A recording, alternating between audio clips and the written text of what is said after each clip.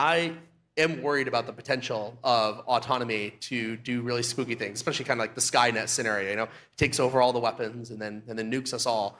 But it's actually near the bottom of a long list of things that I'm concerned about. I'm very concerned about very evil people using very basic AI.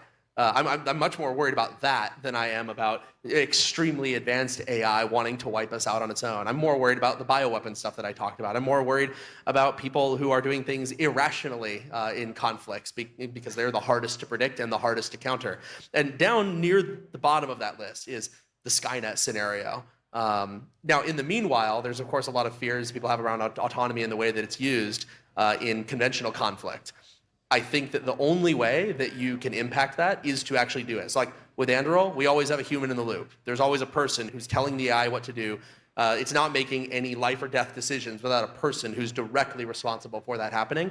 And so there are some people who say, oh, how can you work on autonomy when it has so many ethical problems? Like, oh, you think the moral high ground is to wash your hands of it and let people who don't care about those things work on it? There's no moral high ground in ensuring that less competent, less principled people work on these problems, at least in my view.